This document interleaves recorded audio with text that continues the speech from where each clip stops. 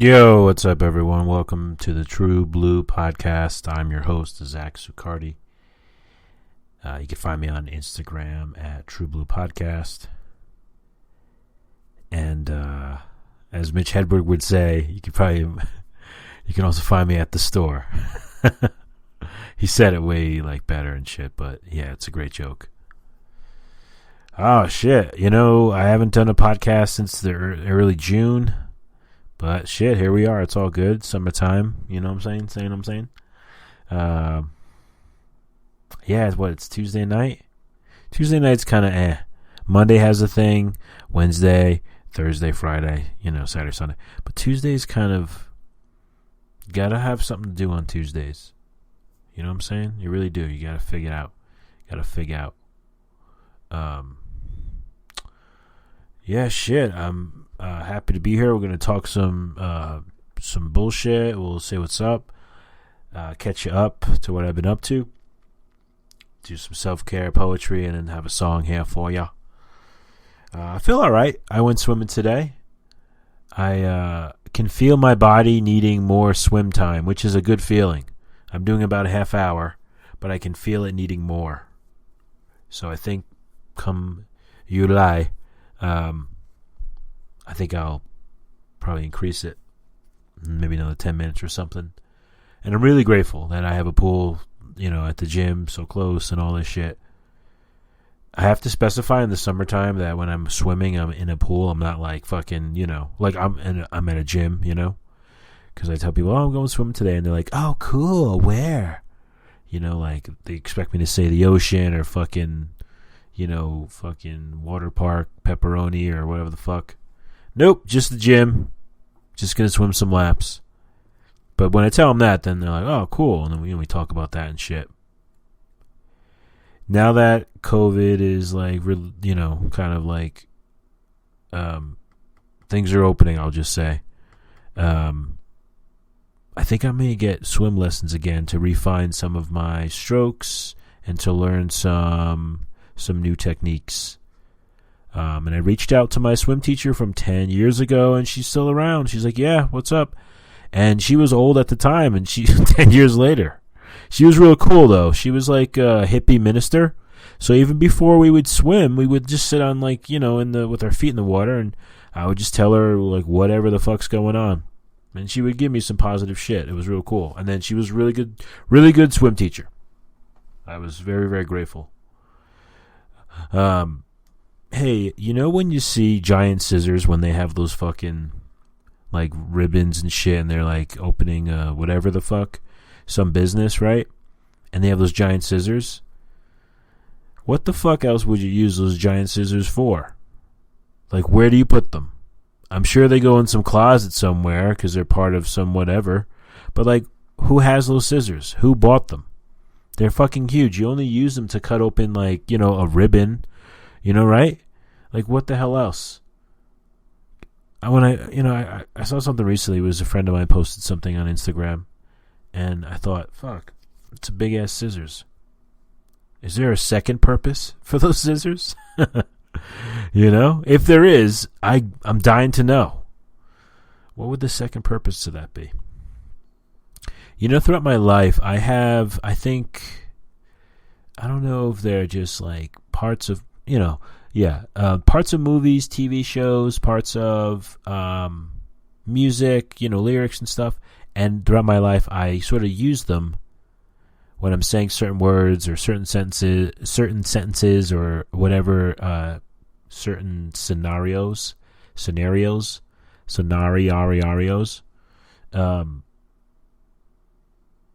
And one of them is, so Nancy Kerrigan, she was an Olympic figure skater, and Tanya Harding bashed up her knee or had someone do it. And I remember, like, I don't know, I was watching the Olympics and they showed it. And you saw her there going, why, because she just got fucked up. And that why, that stays with me. I say it in jest because it's just so, like, it's so distinct for me. Why? And I think only people who know that incident can, like, understand this more, because I shared this with my sister and she thought it was funny. But yeah, the Nancy Kerrigan, why? You can Google this or, like, get on, like, YouTube, and it's like her, like, she's just had her knee all fucked up, so she's holding it and saying why in, like, such a, agonizing way. I mean, she's okay and all, I'm not, like, whatever, but yeah. Why? Oh, man. When I take out my dog to go to the bathroom, I always tell her, the world is your toilet. And I think about that whole, like, Scarface, the world is yours, or whatever the fuck. The world is your toilet. Go wherever you gotta go. Which, the first time I ever had to shit outside was actually, it was like 2001 or 2. It was up in Tuxedo, New York. A couple friends and I went cliff diving. And I had to shit as is, but I was also nervous. So the combination made it easier. Yeah, I took a shit outside, and what was really cool? It just was smooth. I think I had some tissue in my friend's car, so whatevs. And then almost within, like, 2 minutes, I jumped off the cliff, which for me was, like, kind of an accomplishment, because I always had a thing with heights, and as I, like, got into my early 20s, I kind of got over that. More and more, I should say, you know what? In my teens, I got over it, because I went on, like, roller coasters and shit. But, like, taking it to the next level, jumping off cliffs into water. Ones that you had to clear some rocks. Nothing, like, too crazy, but still that you had to clear anything. You know what I'm saying? But, yeah, I took a shit right before that. The first time ever shitting outside. Yeah, so that, the world was my toilet in that instance. But, yeah, it's just one of the things that I say to my dog. It makes me laugh every time. I realize when I'm talking to people through text message and they write me back, nope. I'm not a big fan of nope. It always sounds like, just so like, nope. I don't know, just the way I know you don't hear any sort of inflection over, obviously through text, but nope. I'm trying to think how it could be, nope. You're like, what? Like how could you say nope without kind of having, like, some sort of, like, tinge of, like, jerk-offness or, like, sarcasm? You know what I mean? Nope. Hey, man, do you like blah, blah, blah? Nope. Nope. What the fuck? I don't know. To me, it's a little bit like, nope. I'm just not a fan of nope. Unless it's immediately followed up with some shit. But nope is, yeah, not a fan. Just say no or nah or whatever the fuck. I'm just looking at some of my notes here. And one of the things that I want to talk about is I went to this Indian buffet. They just, I guess, like, opened up buffets here. And it's really good. It's not like what you think about buffets. It's like quality food. And it tastes so good. And I'm sitting there. And they had, like, milk delivered. And they had a ton of it, like a ton. And I'm sitting there eating, and I'm going, this is so good. And I'm lactose intolerant. And I'm just thinking, damn, there's a ton of milk that guy's fucking, ordered or whatever. And I'm just thinking, no wonder. It's probably a whole meal is fucking full of milk. That's, that's probably why it tastes so damn good. But yeah, I was just sort of just as I was, like, eating, looking up, and I see this fucking delivery guy. And I'm thinking, damn, no wonder. This is going to fuck me up. Last thing I want to end on is cilantro is fucking gross. Ugh. They cooked with it, and I've had it before in, like, whatever Mexican food or whatever. And ugh, it sucks. I hate the taste of cilantro. And when I had my DNA done recently, they actually had some, like, thing about your traits, and it said that I would be sensitive to cilantro, which AKA means cilantro fucking is gross. So yeah, I guess I'm sensitive to it. How interesting, though. I just wanted to kind of just end on that and just let you know cilantro is fucking gross. Ugh. All right, so gonna do some self-care tipping. Tip your self-care.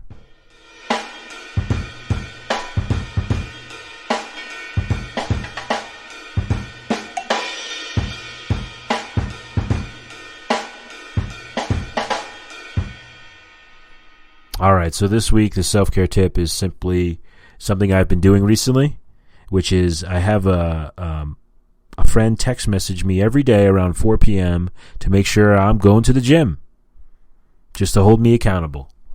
And that's the self-care tip, is you can have a friend. They'll happily do this. I've tried, and I've asked a couple, and they've all said yes. They'll happily do this. They'll text you the following day, and they'll make sure that you're doing whatever the fuck. In my case, it's going to the gym. In your case, it could be, I don't know, going to the grocery store, or heading to the bank, or making dinner, or, going to work, or, getting your car oil changed, or whatever. But just to have that accountability really fucking helps. And everyone that I've, asked that, they even told me, well, I don't say everyone, but a couple of them said, hey, this helps me. This helps me kind of, stay on top of shit. And I'm like, fuck yeah. And I thought, this would be a good thing to share this week. Just to have a friend text you. And a lot of phones, you can schedule a text message. So you can literally send one tonight and then just have it sent tomorrow. Schedule it for tomorrow, so you kind of set it. It's really cool. And just something that I have really been benefiting from. To have that accountability to, let the person know when I've gone, and, it feels good. So that's the self-care tip of the week. Kind of short and sweet, but I wanted to kind of just share that because it's been a big benefit to my, to my life here recently. So there you have it. That's the self-care tip of the week. All right, let's fucking read some poetry.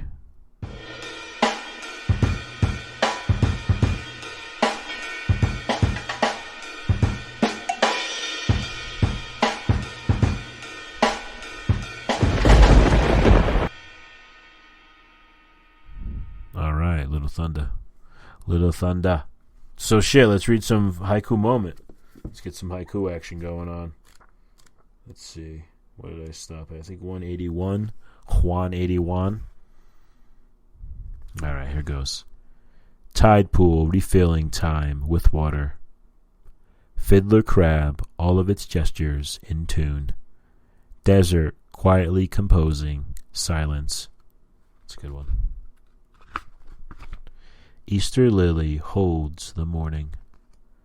Surfbirds on the rock, reappearing. Along this road nobody goes, only one fatted swan. Scolding myself, the iris by the doorstep, somebody's trampled. In mother's voice all of autumn's cicadas heard it. A speckled hen walking in dark March mud, and I became sad. Before today, where did she come from? Scarecrow. Winter chrysanthemums.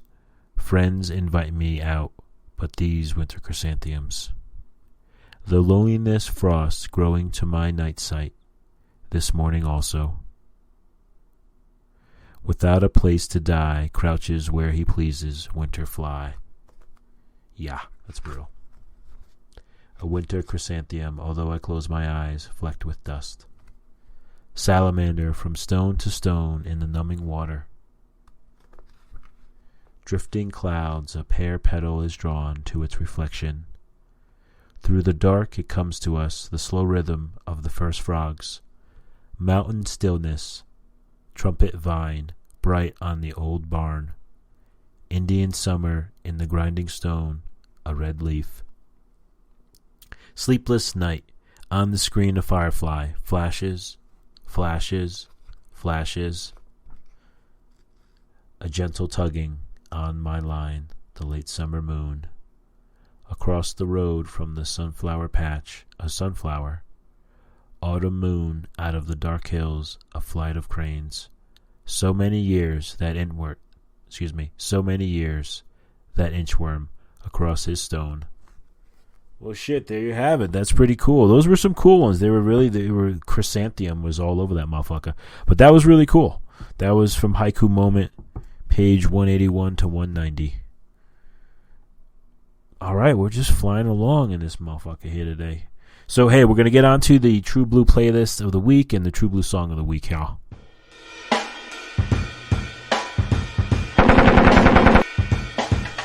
Marijuana smells good.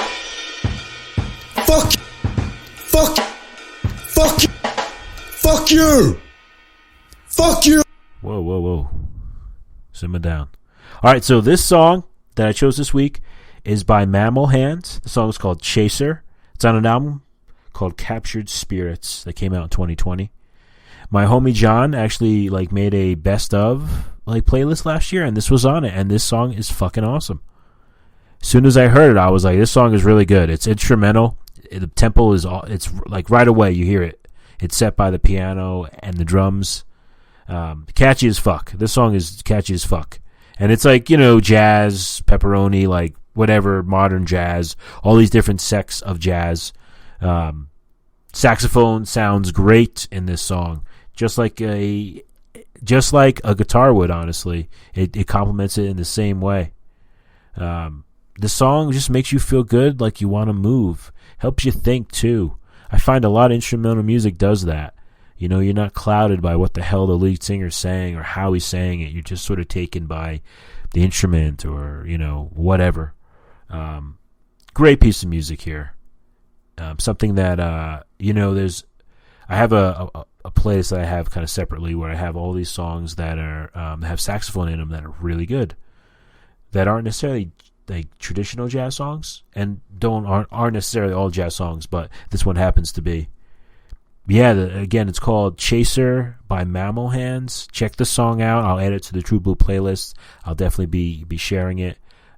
Really good song, really good track. So happy to share this. Shout out to my friend John for sharing it with me and having good taste in music. All right, well, shit, that's it. That is session 38. Kind of quick, but hey, you know what I'm saying? It's all about quality, you know what I'm saying? All about quality. You guys have a good week. I hope you're staying cool. Hope everyone's chilling. Shit, man, I just started that shit, you know what I'm saying? But yeah, hope everyone's doing well. Hope everyone's chilling. Hope everyone's having a good one. And you guys have a great night. Peace.